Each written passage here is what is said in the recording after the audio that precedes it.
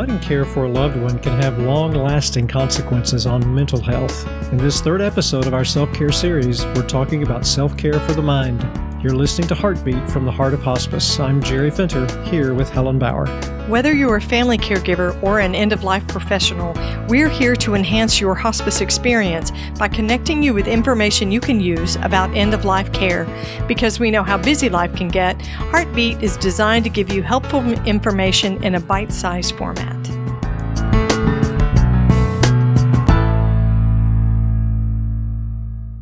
At the Heart of Hospice, we're always looking to connect our listeners with resources and services that can enhance their hospice experience. If your company provides a service for hospice patients or hospice agencies, the Heart of Hospice would love to partner with you to expand your outreach. To discuss customized sponsorship options, send an email to host@theheartofhospice.com. You want your clients to have the best hospice experience possible, and the Heart of Hospice can help you make that happen. Now on to today's episode.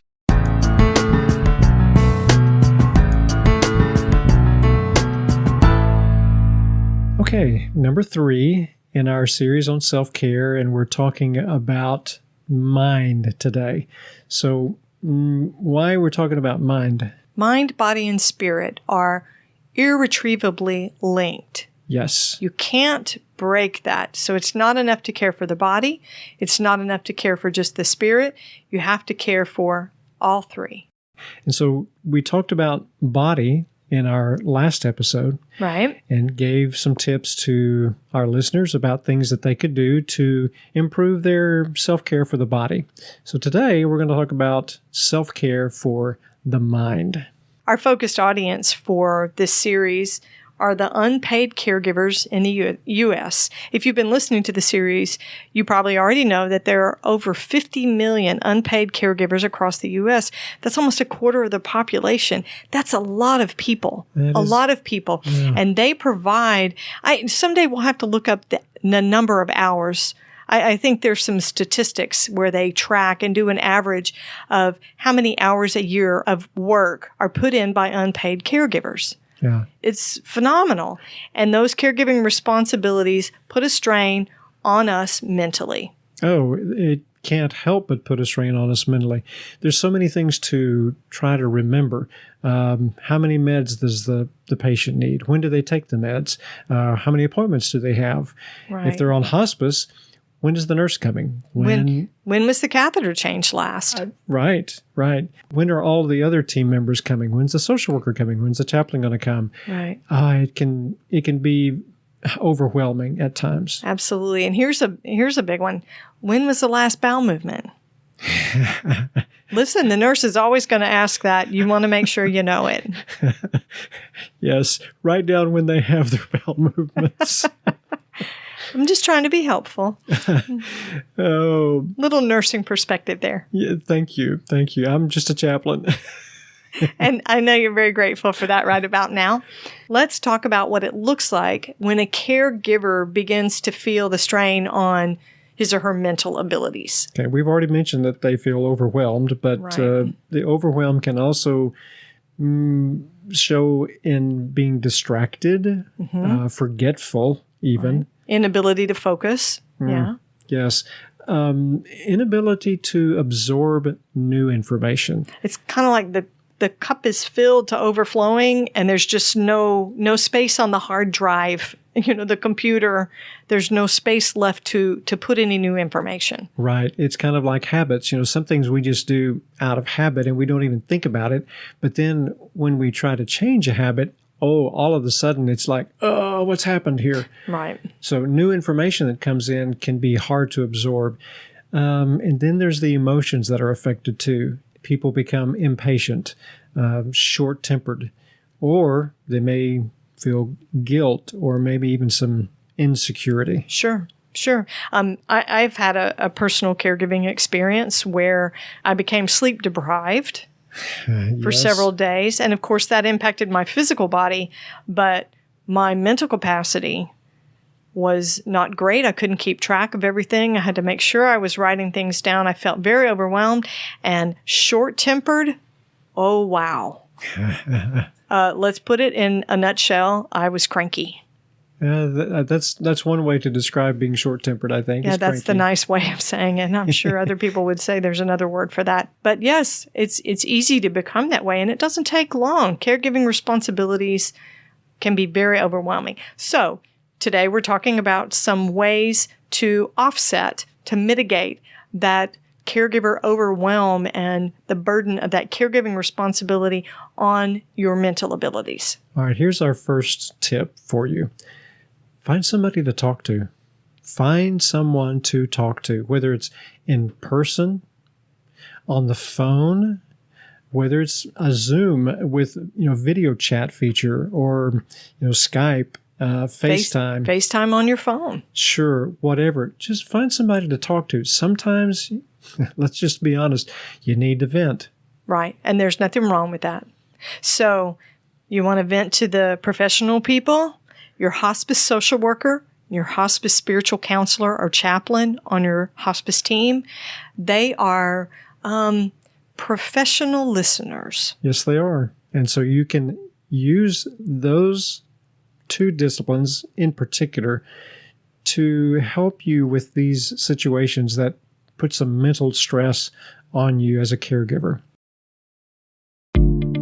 Hi, this is Gabby Jimenez of the Hospice Heart. I'm excited to let you know about an upcoming series on the Heart of Hospice podcast. I'm partnering with Jerry and Helen at the Heart of Hospice to bring you a special 6-part series on grief. We'll be talking with industry experts Isabel Stencil and Lisa Paul of the Death Deck about common grief issues we're all dealing with. You'll hear information about when to seek professional help for your grief and how to navigate grief that seems to hang on for years. We're also going to discuss grieving for a loved one while you're a caregiver for someone else. There'll be tips for managing grief by journaling and how to comfort someone who is grieving. Isabel and Lisa will share insight into grief issues in children and young adults. Be sure to subscribe to the Heart of Hospice podcast so you don't miss this great series. And you can also connect with me at thehospiceheart.net. And remember, no matter who you are or where you are in your hospice journey, you are the heart of hospice. So here's another idea. Keep a caregiving journal, okay? Like a diary of your thoughts? No. Like ways to keep track of everything. You talked about keeping track of bowel movements. Okay, so tracking events, changes in condition, changes in treatments or medications. I'm just saying the bowel movement thing is important, okay? You know it is. Yeah, once a nurse, always a nurse. It's true. Visits with healthcare providers, when the aide has been in, things like that. Those little things like that, sometimes things like how much your loved one ate or drank, especially if they're on hospice, that becomes a thing that the nurses and other people will ask you about. They'll track that. Right. So it's a good idea to write it down. That way you don't have to mentally keep this information in your head and think, I can't forget that. And then when they ask you, you're like, I forgot that. Yeah, I have no idea. So another suggestion that we would make is to limit your screen time. Okay. Explain what you mean by screen time. Your phone. Television? Your television. Okay. Your computer. Your iPad. All of those screens where you sit there. It's not great for your attention span. It doesn't do much for your social skills, for sure. And it also isn't great for your sleep hygiene if you're using it at night. Right. And if you're scanning social media, I'll have to say that that's not really helpful for your mental well-being either, because it just creates a lot of envy, perhaps, because you look at these people who are living what you think is normal lives. You're a caregiver. You can't get out and do the things that everybody else is doing out there. Then they're posting on social media that they're going out to dinner, and you're not able to do that. And it can really be hard on you mentally to see that kind of thing. And I would say there's a lot of negative energy on social media as well. So avoidance of that kind of thing, or giving it to yourself in very small doses, is probably the best thing for you mentally. Try reading instead. It's great for your attention span. It's a healthy escape. And of course, everything in moderation. Everything in moderation. You don't want to sit down and read for 6 or 8 hours when your caregiving responsibilities get neglected.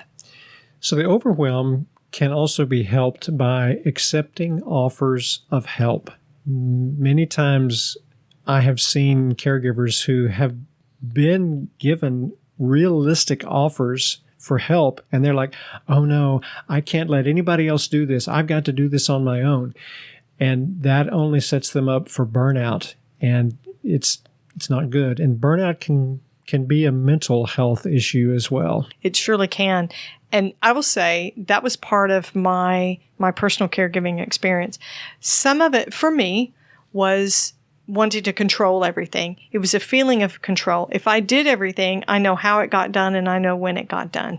I'm not saying that's the best quality. It's not the best characteristic about my personality, but I was surrounded by a group of retired teachers who were not going to let me get away with that garbage. And one of the things that they wanted to do was to be present, to use their gifts and their relationship with my loved one, who was also their loved one. I think that's a good way of thinking about it. That's right. A good way of thinking about it.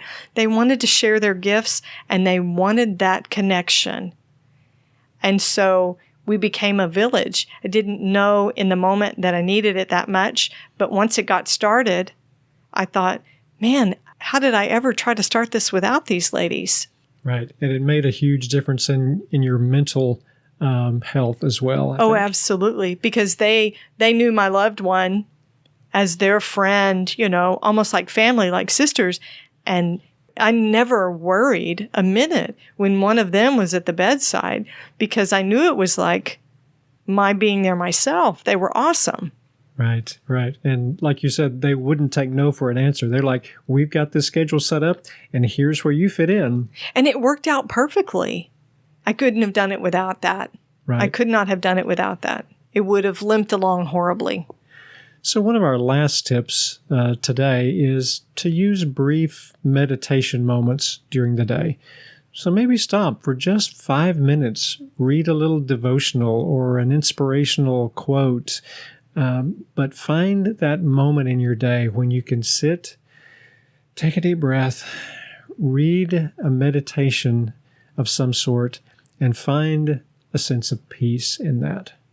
And then our very last tip. Offer yourself grace. Every time. Every time. Thanks for listening to Heartbeat from the Heart of Hospice. I'm Jerry Fenter here with Helen Bauer. Because we know your hospice journey is 24/7, you can always find us at theheartofhospice.com. Subscribe to the podcast wherever you're listening and leave a rating or a review on Apple Podcasts. To connect with us, you can send an email to host@theheartofhospice.com. You can also find us on social media. And remember, no matter who you are or where you are in your hospice journey, you are the heart of hospice.